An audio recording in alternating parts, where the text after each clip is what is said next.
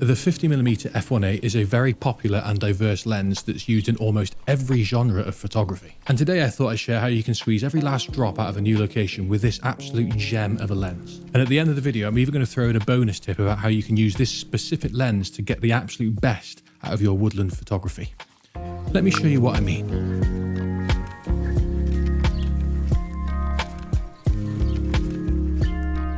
So as you can see with this composition, I've gone super simple. Just use the path as a leading line straight to this tree here. Now, the reason this tree stood out to me is that it's such a light, luscious green compared to the dark green of these redwoods, which makes it really stand out. And there's even light cast down on top of it. And that's something that's quite often forgotten about in woodland photography, is where your light is cast. If it really highlights a subject, that is an instant win for a good composition. Now, scouting out new locations is a very difficult but necessary part of photography, whatever genre it is that you're into. It's a reality that you can't just keep visiting the same locations over and over again. You need to go and find new spots.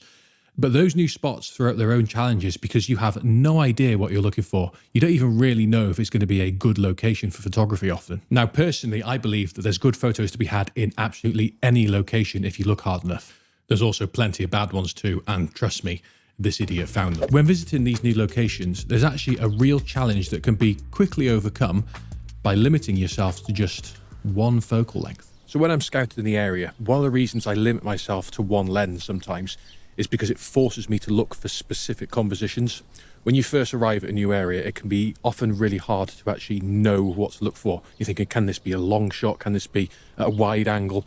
And to be honest, when you're thinking about too many things, it becomes very difficult to actually see good compositions. Whereas if you just stick to one focal length, for example, a very easy focal length like 50mm, you're only thinking in terms of 50mm compositions. All of a sudden, you'll find that if you're somewhere new, those compositions will jump out at you much, much quicker. And you'll probably come away with a lot more photos to come back for when you've got the right conditions. Man, I really never get tired of being in the forest. Anyway, like most things, by removing distractions, you can actually concentrate on what's really important. But if you're anything like me, you go chasing any shiny coin you can spot. Ooh. Sticking to this standard focal length meant that I could do exactly that. And I could focus more on things like light and how I could make that work, rather than what focal length that I was going to use to capture all the images that I could see. You see, by removing distractions, it helps things to sort of stand out a bit more. So this composition here is something that immediately caught my eye from the path. As you can see, this tree, it sort of twists up from the bottom with vines twisting around it. It really stood out to me just because it's such a unique tree in amongst this forest. That's one tip to look out for. If you see something unique about a tree, then try and find some sort of composition with it. I've gone for as simple as possible.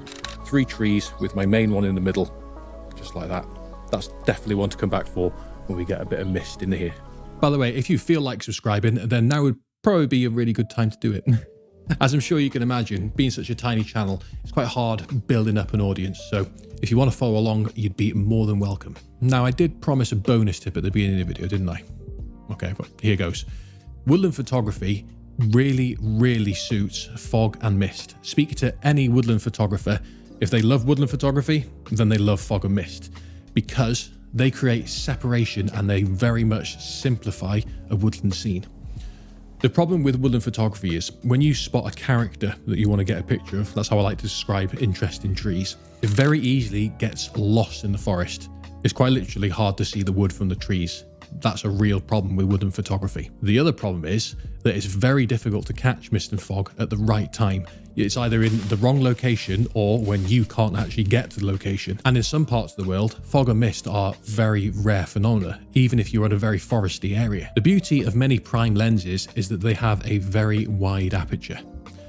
And using that wide aperture can actually be useful in these situations. Now, a lot of times you'll want to close down the aperture to get everything sharp front to back, sort of f11 say.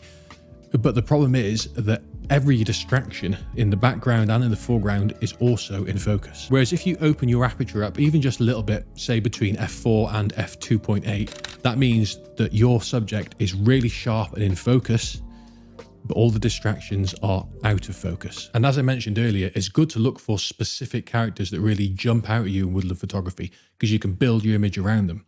Although that's easier said than done when all you do is spend your time staring up in amazement at them. Now, of course, getting close to your subject and cutting out distractions at the edges, that's the best way of doing this. But of course, in a woodland scene, it's not always possible to cut out everything that's around your subject. But having this in your toolkit, a wide aperture, means that your subject isn't lost. You really can separate the wood from the trees. So I just come across this really interesting tree. I cannot find a composition with it. I've looked all around here, and because of the nature of it, it just doesn't work. But what it is one of these redwoods has fallen down in wind or something. And because it still had roots in the ground, its branches have themselves turned into redwood trees. Honestly, the resilience of these trees is absolutely unbelievable. They really are one of the most beautiful things on earth.